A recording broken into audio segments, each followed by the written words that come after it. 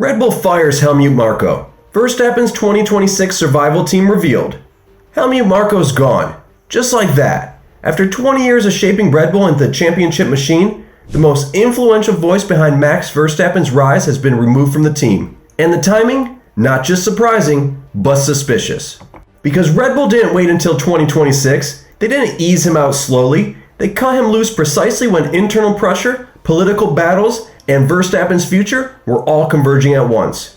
And if you think this is just retirement, keep watching, because the real story paints a very different picture. The power struggle Red Bull tried to hide. The official line from MotorsportWeek was clean and polite. Marko would depart from his F1 role after the 2025 season. But reports from the race tell a sharply different story, describing Marko's exit as abrupt and rooted in a deepening rift inside Red Bull's leadership. That rift was no longer temporary, it was structural.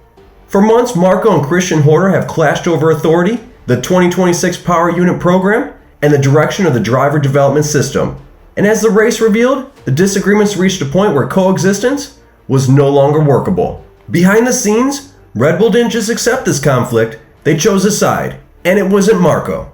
But Marko's influence, once untouchable, now threatened the one thing Red Bull couldn't afford to destabilize, Max Verstappen's loyalty.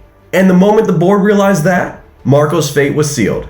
But here's where the story tightens. Red Bull wasn't just removing a senior figure, they were removing Max's closest political ally. The stronghold around Verstappen suddenly looked smaller and more vulnerable. Verstappen's feeling the shockwave. The immediate reaction from Max Verstappen, reported by Sportskita, was emotional but controlled. He called the news sad and emphasized Marko's role in shaping his career. That wasn't PR, that was Max signaling that a pillar of his support system had just been pulled out from under him. But as Red Bull's internal landscape shifted, so did Max's priorities. According to Racing News 365, Verstappen is set to retain Gianpiero Lambiase as his race engineer for 2026. An announcement that suddenly carried much more weight. GP isn't just a race engineer, he's Max's anchor, his translator, his sanity. And Red Bull knows that if they lost Lambiase, on top of Marko, they might lose Max entirely. So in a year defined by tension, one thing becomes clear. If Marko couldn't stay, GP absolutely had to. Still, Max isn't blind, he understands what the move signals. Red Bull just restructured the empire, and they didn't do it with his inner circle in mind. If the 2026 car falters even slightly, memories of this decision will come roaring back. And that's when the next chapter of the power struggle might begin. Why Red Bull pulled the trigger now? Planet F1 reported that Marko himself acknowledged the departure, but even he hinted that it wasn't entirely his choice.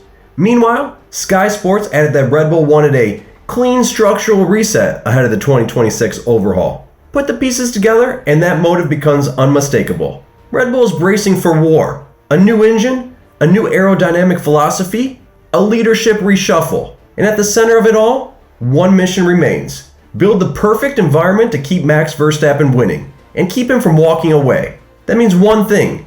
This is now a team built around Max, GP Lambiase, and then engineers developing the 2026 Challenger. But the risk? Removing Marko has altered the political balance inside Red Bull forever.